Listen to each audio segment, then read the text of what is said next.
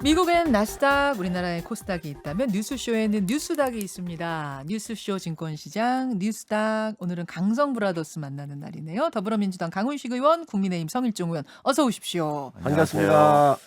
상한가 하한가 들어가기 전에 오늘은 각 당 상한가 관련해서 제가 몇 개씩 좀 여쭙고 갔으면 좋겠어요. 우선 성일종 의원님. 이런 게 더 궁금하시죠? 어떻게 하셨어요? 앞에서 권은희 국민의당 원내대표하고 인터뷰를 했는데 제가 이제 끝에 그 질문을 드렸어요. 아니 김종인 위원장님은 안철수 대표를 왜 이렇게 싫어하실까요? 그 질문 드렸더니 권은희 원내대표 얘기가 안철수 대표한테 김종인 위원장이 좀 경쟁심을 갖는 것 같다. 왜냐면 두 당이 이제 리더시니까 리더로서 경쟁심을 느끼고 약간 경계심을 갖고 계시는 거 아닌가라고 판단하시더라고요. 성일종 의원은 이제 김종인 위원장과 함께 비대위도 하시고 아주 가까운 사이시니까 어떻게 생각하세요? 상당히 모욕적으로 느끼실 것 같은데요. 김정인 위원장은 무슨 개인적인 욕심을 갖고 계신 분이 아니에요. 이렇게 회의를 하실 때도 간혹 말씀을 하셨는데 나이 80이 넘으면 내일이 어떻게 될지 몰라 이런 말씀을 여러분한테 하셨어요. 예, 그리고 예. 대권의 꿈을 나오신다든지 이런 음. 생각을 갖고 계신 분이 아니에요. 음. 대한민국을 위해서 어떤 지도자가 이 나라를 이끌었으면 좋겠다라고 해서 굉장히 사람을 바라보는 눈이 까다로운 분이에요. 그런데 그 눈으로 봤을 때 안철수 대표는 좀 눈밖에 난 거예요. 쉬운 말로 해서. 눈밖에 났다라고 얘기 개인적으로 어떤 인격적 측면에서는 그런 거를 안 갖고 계신 것 예, 같아요. 예. 그러나 국가의 지도자로서의 판단을 해볼 때 예. 지도자감은 아니지 않느냐라고는 판단을 하신 것 같아요. 제 표현을 정확하게 해야 되는데 아닌 것 같아요. 지도자감, 쉽게 말해서 대통령감은 아니라는 판단을 김종인 위원장이 하고 계시는 것 같다. 예, 그렇습니다. 왜 그런 판단을 하냐면 사실 안 대표도 우리 국가로 보면 굉장히 큰 자원이잖아요. 네. 정치권에서. 저는 물론이죠. 그분을 존중합니다. 또 전에도 우리 당에 일찍 들어와서 정말 여기에 큰 주자가 없기 때문에 빨리 들어오라는 얘기를 저는 이렇게 던졌던 사람이고 또 지금도 그렇게 생각을 하고 있습니다. 그런데 김종인 대표께서 10수차례 이렇게 만나셨다 그래요. 예. 저한테 직접 얘기를 하셨는데 그래서 2시간, 3시간 이렇게 대화로 나눠본 적이 있었고 네.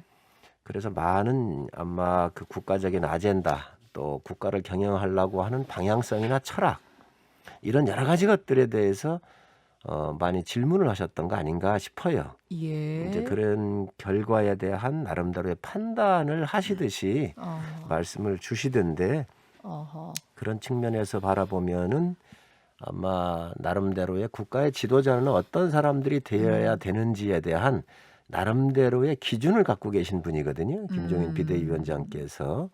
그래서 그러한 기준에 흡족해 하시지 않잖나 그런 판단을 해봤습니다. 그래서 또 안철수 대표가 또 많은 고민을 하셨을 거예요. 국가 경영에 예, 대한 예. 또 준비도 많이 하셨을 거고 그래서 만약에 그런 것들이 나름대로 정리가 돼 있고 하면 직접 찾아가서 이렇게 얘기도 하시고 또 본인이 이 대한민국을 바라보는 눈과 미래 경영에 대한 생각들, 철학 이런 부분들을 서로 말씀을 좀 나눠보면 얼마든지 저는 뭐 그 방향 전환이 있을 수 있다고 생각을 하는데 왜 그런 것들을 안 하시는지 모르겠어요. 왜 소통하면서 그런 것들이 바로 소통이거든요. 아주 안 대표가 만나자고 하면은 김종인 위원장은 뭐 얼마든지 만날 생각은 있으시다는 건가요? 그러면요. 소통할 생각, 대화 그러면요. 나눌 예, 생각? 누가 이거 적이 없으세요. 그래요. 적이 없으세요. 그래서 예, 예. 어느 누구든 오면 얘기 듣고 뭐 질문도 하시고 이렇게 하시잖아요. 워낙 가까운 사이시니까 제가 여쭙습니다만 그 김종인 전 위원장이 지도자감으로 보고 있는 그 기준에 맞는 사람으로 지금 보고 있는 건 누구예요? 결단력 예. 그리고 소신, 예. 국가 각 파트별, 외교, 안보, 경제, 예. 노동 이런 분야에 대해서 예. 나름대로 정리가 돼 있어야 된다라고 하는 생각을 갖고 계세요. 윤석열 전 총장을 지금 그렇게 생각하고 계신 걸까요?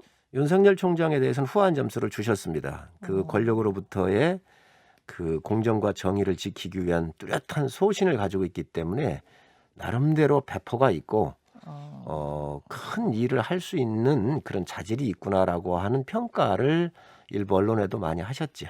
실제로도 들으셨어요, 성 의원님도? 그런 그런 얘기를 얘기를 이렇게 하시는 거를 여러 들으셨어요? 사람들이 있을 때 아. 이렇게 같이 들었지요. 그래요.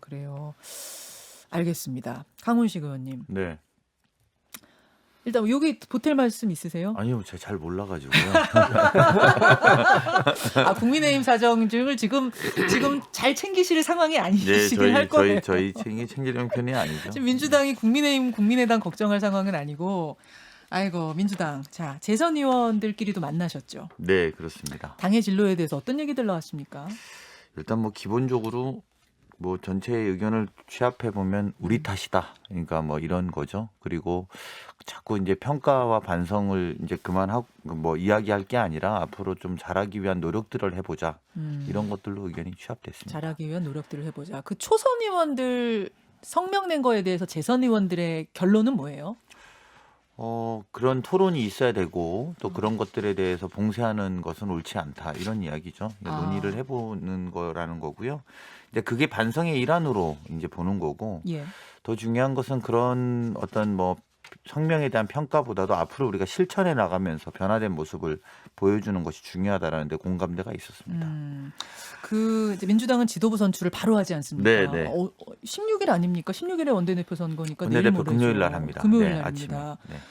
그 친문 대 비문 이제 원내대표는 뭐 그렇게들 얘기를 하더라고요.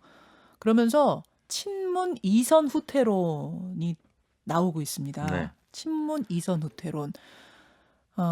딱 뭐 그분을 찍어서 얘기하는 건 아니더라도 어쨌든 당에 지금까지를 끌고 왔던 패권을 잡고 끌고 왔던 측이 물러나는 것이 인적 쇄신의 모습으로 보여서 국민들께 또 상징적으로 보이면서 당의 변화를 보여주는 거 아니겠느냐라는 이런 주장 어떻게 생각하세요? 저는 약간 해석 자체가 그 정치공학적인 해석이라고 봐요. 사실은 이번 선거의 결과는 뭐 굳이 이를테면 우리 전체에 대한 우리의 반성을 요구하고 있는 국민들의 회초리였지 엄마 탓이냐 이게 아빠 탓이냐 아빠 중심으로 운영했던 걸 이제 엄마 중심으로 운영하자 이런 쟁점은 아니라고 보고요. 우리 당 자체가 크게 혼이 난 것이고 그것은 오히려 20대 청년들하고 제대로 소통하지 못한 점이라든지 아니면 성인지 감수성이 부족했던 점이라든지 또 우리 국민들과 공감을 못했던 부분 이런 것들에 대해서 또 부동산이라든지 이런 것들에 대해서 제대로 막아내지 못한 것, 제대로 꼼꼼하게 살지 못한 것. 그래서 저희 뭐 재선들의 성명에도 밝혔지만 네. 크게 이제 오만했던 부분들, 예. 그리고 우리가 위선으로 보였던 부분들, 예. 그리고 무능으로 판단됐던 부분들에 대해서 반성을 요구한 것이지 이것이 뭐 친문 비문 개파에 대한 문제로 이쪽이 문제야라고 국민들이 지적하고 있지 않다고 생각하고요. 말씀드린 것처럼 우리 누구를 탓하는 쟁점이 아니라 우리 전체의 문제로 받아들이고 우리가 혁신해 나가고 쇄신해 나가는 숙제가 있다. 근데 예를 들어서 지금 이제 패인을 분석하는 데 있어서 조국이라는 이름을 올리게 되면 막 반발하는 이제 당원들도 있고 이렇게 되면은 또다시 이제 그 이야기는 여러 이야기 중에서 쓱 빠지게 되는 거 아니냐. 이런 거를 하기 위해서는 그냥 가감 없이 하기 위해서는 비주류 비문이 당권을 잡고 가는 것이 더 맞겠다. 이런 주장을 하는 분도 계시더라고요. 지금 이제 원내대표 선거에 대해서 그렇게 이야기하는 거잖아요. 예. 근데 뭐 한쪽은 친문이라고 하는 후보고 한쪽은 또 386이라고 하는 후보예요. 그래서 그게 이제 그런 것들에 대한 관점은 저희들은 의원들 사이에서 그런 관점으로 보지 않는 거 있다라고 말씀 좀 드리는 게 중요할 것 같고요. 물론 이제 주도해왔던 흐름을 바꾸자라는 것에 대해서는 일부 동의하는 의원들도 있다고 봅니다. 근데 지금 저희들이 관점 가져야 되는 건 그것보다도 어떻게 쇄신해 나갈 건지가 더 중요하다고 보고요. 알겠습니다. 그렇게 세력 대 세력의 대결로 보는 건 좀 경계해야 될 것 아니냐 이렇게 알겠습니다. 생각합니다. 저 민주당 상황에 대해서 성일종 의원님은 보태고 싶으신 말씀 있습니까? 원래 여당이 분화할 때 권력을 쥐고 있는 쪽 내부 투쟁이 야당보다는 더 복잡합니다. 제가 초선이 돼서 여당을 한 10개월 정도 해봤잖아요. 예. 권력을 들고 있는 쪽이 훨씬 더 복잡하고 어허. 싸움이 치열하죠. 내부의 어떤 헤게모니 싸움 같은 거 말씀하시는 그렇습니다. 거예요? 야당은 경쟁이 누리라고 하는 것이 비교적 국민을 보고 가기 때문에 그 안에서 자정하면서 가는 기능이 있는데 여당은 청와대라고 하는 권력의 핵심이 있고 또 권력을 들은 사람들이 그 다른 사람들을 견제하거나 여러 가지 툴을 가지고 있기 때문에 훨씬 더 복잡하다고 볼 수 있죠. 뭐 민주당 사정이기 때문에 제가 더 많이 언급하는 것은 적절치 않고요. 아마 우리가 바라보는 그 이상으로 그 내부가 복잡할 것이라고 생각을 합니다. 복잡할 것이다.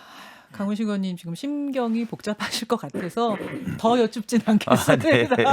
여기까지 하고 우리 강훈식 의원 같은 합리성 있는 분들이 앞장서면 좋겠습니다. 진짜. 앞장 좀 서시죠. 아니 왜? 강훈식 의원님. 아니 왜? 그래요. 지금 당 상황이 이렇게 지금 재보선 위에 돌아가고 있는 상황에서 상한가 하한가를 가야 되는데 시간이 부족하지만 딱 하나만 여쭙고 가겠습니다. 두 분께 이거는 공통으로 질문드립니다.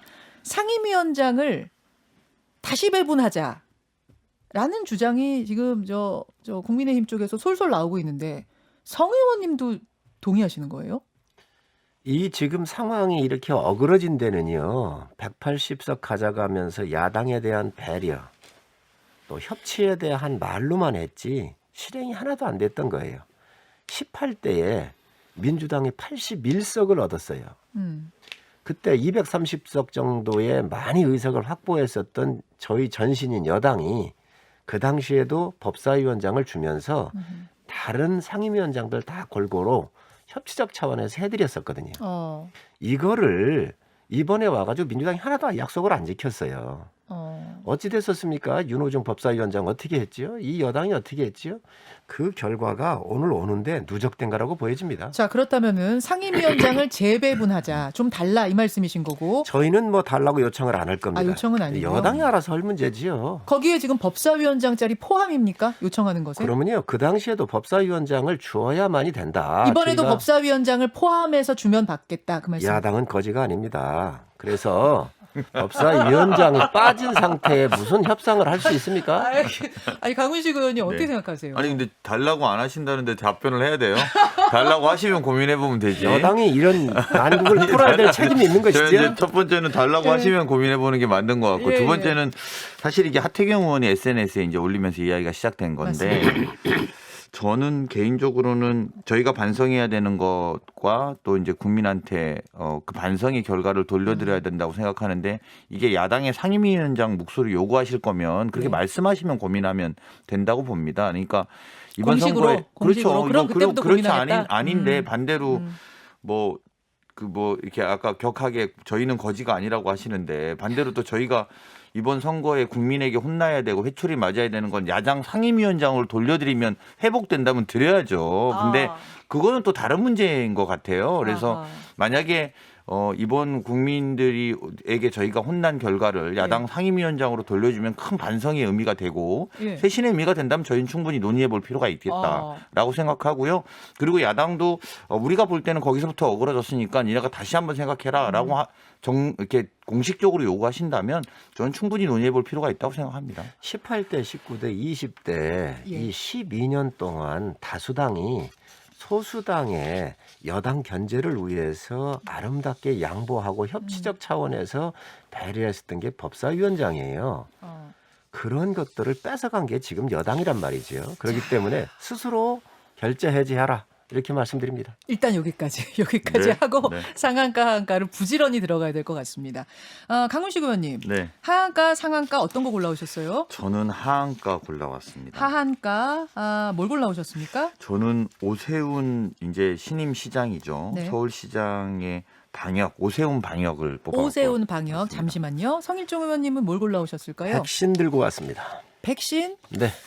이렇게 되면은 오세훈 표 거리두기, 오세훈 방역, 그다음에 백신 통하는 면이 있네요. 같은 거지요. 한 번에 놓고 좀 얘기를 해볼까요? 네. 그러면 강훈식 의원은 어떤 부분을 하한가 주신 걸까요?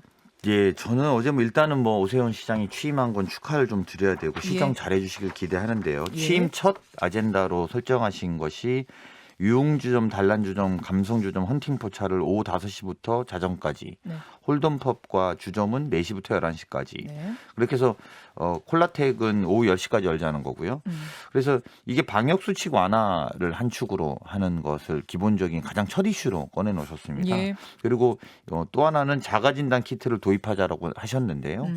이 부분에 대한 걱정이 굉장히 많고 특히 뭐 부산 같은 경우에는 감염자가 유흥주점 집단 감염이 막 418명까지 어제까지 확인됐는데요. 이렇게 네. 늘어나고 있는데 이것이 과연 옳은 것이냐, 그리고 이 부분에 대해서 정말로 책임질 수 있느냐, 이런 것들에 대한 우려로 오세훈 방역을 하한가로 뽑았습니다. 자, 성일종 의원님. 여당의 우려를 전 충분히 이해합니다. 그러나 지금 소상공인 자영업자들이 붕괴가 돼서 삶의 터전을 다 잃어버리고 있거든요. 이거에 대한 고민을 그러면 지방정부 장관으로서 안 할 수 있는가? 신속 진단 키트는 저는 검토해볼 만한 굉장한 가치가 있어요. 유럽이나 미국, 남미 다 이걸 하고 있거든요. 네. 우리나라 K방역 하면서 우리는 수출을 하는데 왜 정부가 이걸 도입을 해가지고 왜 이걸 안 해놔요? 되게 노래방이라든지 이런 걸 지금 못하게 하고 있는데 네. 식사는 하게 하잖아요. 거리를 두어서. 사실 식사할 때 병균이 옮기는 거잖아요. 그러니 식사하는 곳이든 또 식사하고 되게 노래방을 가거나 뭐 2차를 가는 거 아니겠습니까? 술 마시러 가고. 자, 그러니 신속 진단 키트가 효율은 떨어져요. 그러나 무증상이라든가 또 감염자들에 대해서 상당히 걸러내는 기능이 있는 거거든요. 그게 이제 효과가 좋은 거는 90% 정확도를 갖는다라는 곳도 있지만 어떤 업체는 17%밖에 안 되는 편차가 굉장히 크더라고요. 대개 80% 정도 갔는데 그게 우리가 2개 업체가 있어요. 국내에. 이 업체가 지금 많이 수출을 하고 있거든요. 그래서 거기는 80% 정도가 예, 된다고요. 그렇습니다. 정확도가? 제가 그 업체 사장하고도 한 몇 개월 전에 통화를 했었어요. 네네. 그래서 제가 검토했었을 때 2,500억 정도면 전 국민을 다 한번 조사할 수 있다. 100% 가능한 건 아니지만. 오케이. 자, 그 말씀은 자가진단 키트를 테스팅하는 것을 전제로 유흥주점, 노래방 뭐 이런 곳들을 조금 더 풀어줘야 되지 않겠느냐. 그래서 그 말씀이세요? 그 정부가 우려하는 부분에 대한 것 충분히 수용할 수 있지만 그래도 그런 것들이라도 우리가 더 해보면서 지금 시간을 연장하자는 거잖아요.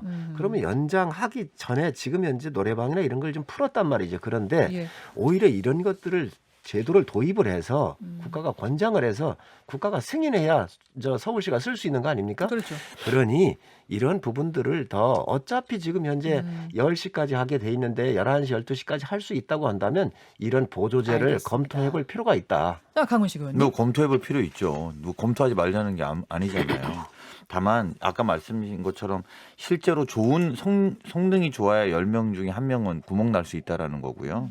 그리고 지금 이게 대부분 논의되고 있는 유흥주점이나 단란주점이나 이런 것들이 사실은 마스크를 벗고 한다는 거예요. 그러니까 이 자가진단 키트를 확인하고 마스크를 쓰고 있으면 좀 문제가 덜해요. 그러면 이제 결국은 그냥 노출되는 거거든요. 그리고 아까 말한 것처럼 17%에서 90% 아직 걷어내지 못하는 것들이 굉장히 많은 상황에서 뭐 연세대학교 홍교 교수 말만 빌리면 PCR 검사는 현미경에 보는 거고 이거는 신속 항원 검사라죠. 자가진단 키트는 눈으로 보는 거랑 같다는 거예요.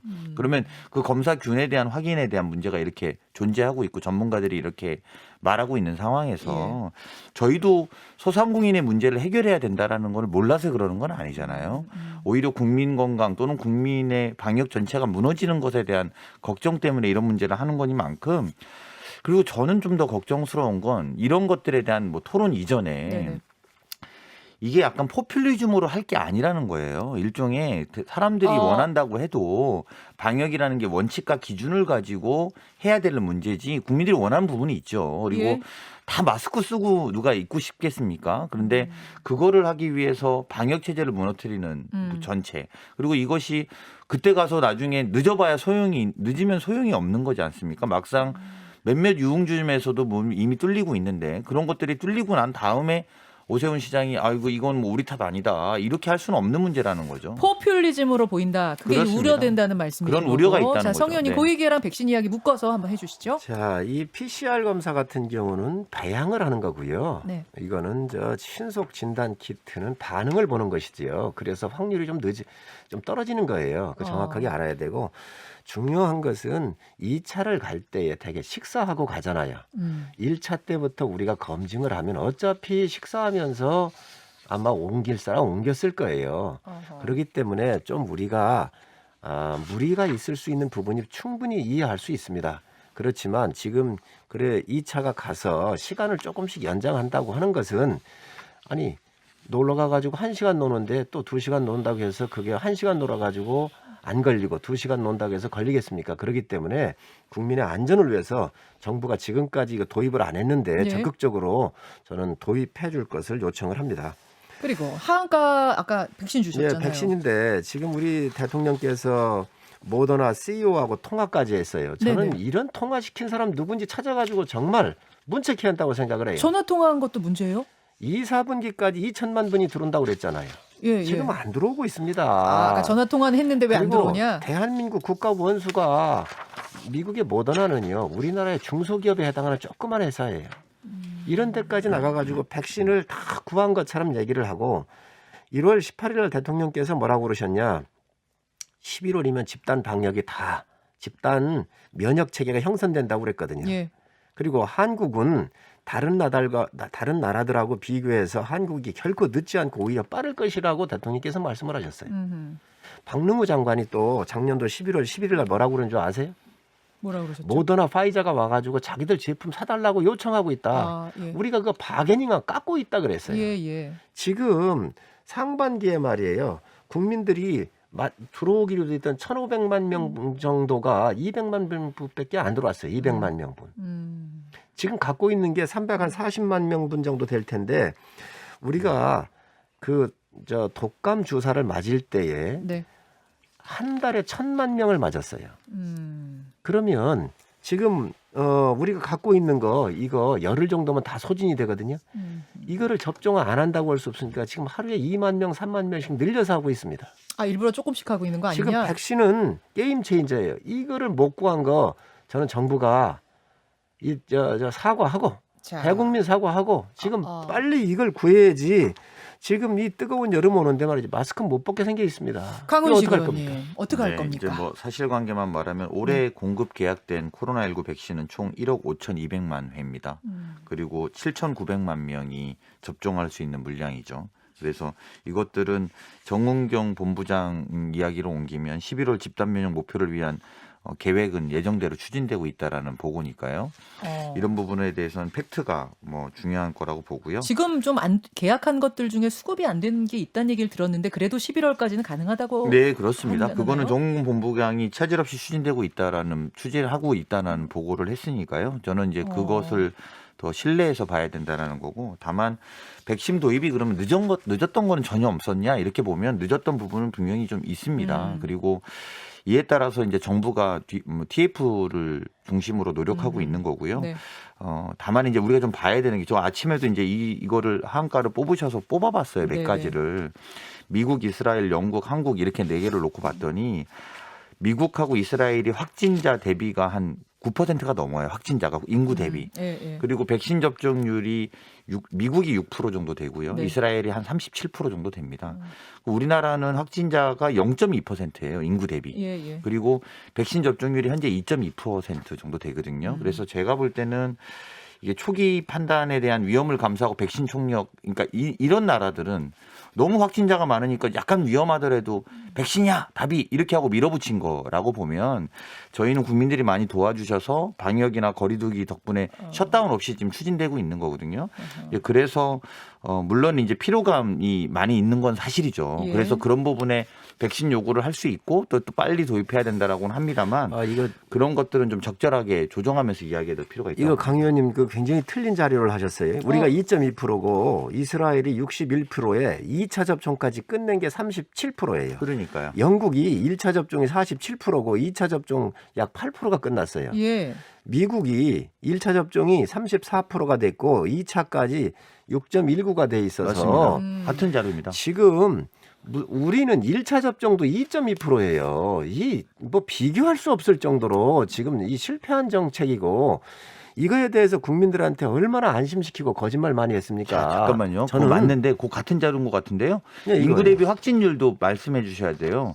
미국은 인구 대비 확진율이 9.6%고 이스라엘은 9.1%예요. 우린 0.2%입니다. 자, 제가 그러니까 정리하자면 같이 강훈식 봐야죠. 의원의 주장은 우리는 확진자 수가 확 적었기 때문에 백신을 좀 그렇게까지 무조건 글로 가라고 서두르지 않았던 부분이다. 그 말씀하시는 것 같아요. 성일종 의원님 답변. 확진의 문제가 아니라 확진이 됐든 안 됐든 예방을 하기 위해서 백신을 맞는 거잖아요. 거잖아요. 예. 그걸 그렇게 얘기하면 안 됩니다. 확진자 수가 적었더라도 확보했었어야 된다. 우리 국민 보호하기 위해서는 걸리지 않은 사람이든 확진자든 빨리 백신을 맞춰가지고 다시 이러한 질병에 노출이 안 되도록 예방을 하는 게 정부의 책임이기 때문에 백신 구매를 저는 미리 확보 못한 것은 정부가 분명히 책임이 있습니다. 제가 그 부분에 대해서 부정하지는 않았어요. 그러니까 늦은 것에 대해서 반성할 지점이 있다라고 말씀을 드렸고요. 오히려 그 나라들은 초기 판단에 위험을 감수하고라도 백신밖에 답이 없었던 반면에 우리는 거리두기와 백신을 병행하면서 진행할 수 있는 이런 부분인 거지. 그래서 저는 지금이라도 또 노력을 하고 있는 부분도 좀 같이 봐주셨으면 좋겠다라는 부분이고요. 그리고 무엇보다도 중요한 건 11월을 목표로 해서 저희가 다 예정대로 추진되고 있다는 게 중요한 부분이라고 봅니다. 30초씩만 드리겠습니다. 장관, 대통령까지 다 국민 속인 거예요. 언제 바게닝을 해요? 누가 사달라 그래요? 그리고 세상에 아까도 말씀드렸지만 그 중소기업 업체하고 대통령까지 통화까지 해놓고 2천만 분 2, 4분기에 들어온다고 그랬는데 지금 현재 아무런 강간무소식이잖아요. 이렇게 국민을 혼란스럽게 해놓고 지금 국민한테 마스크를 계속 씌우게 한다고 하는 것은 이거는 국민이 하는 것이지 국가가 한 게 뭐가 있습니까? 자, 강훈식 의원님 마지막 30초입니다. 혼란스럽게 한다고 하시는데 혼란스럽게 하는 거는 저희가 아니라 야당인 것 같고 이 문제에 대해서는 마스크는 미국도 쓰고 이스라엘도 쓰고 있어요. 그리고 그 나라는 60몇 % 했다고 마스크 안 씁니까? 다 쓰고 있습니다. 조금 더 저는 이 문제에 대해서 굉장히 피로감이 생겨 있고 국민들도 그 부분에 대해서 지쳐 있는 건 저도 마찬가지고 국민들도 그럴 거라고 봅니다. 하지만 그렇다고 해서 무조건 거리두기 한 축에서 서울시장은 거리두기 완화하자. 그리고 또 하나에서는 백신에 대한 비판 이렇게 앞뒤 없이 공격만 할 것이 아니라 오히려 백신을 강화하고 거리두기를 강화하는 이런 것들을 같이 병행하는 것이 합리적이라고 생각합니다. 자, 여기까지 오늘의 뉴스다. 두 분 고생하셨습니다. 네, 고맙습니다. 강훈식 의원, 성일종 의원이었습니다. 김현정의 뉴스쇼는 청취자 여러분의 참여로 이루어집니다. 트위터, 페이스북, 레인보우 게시판, 그리고 단문 50원, 장문 100원의 유료 문자 샵 1212, 우물정 1212 통해 참여하실 수 있습니다. 김현정의 뉴스쇼, 여러분과 함께 만듭니다.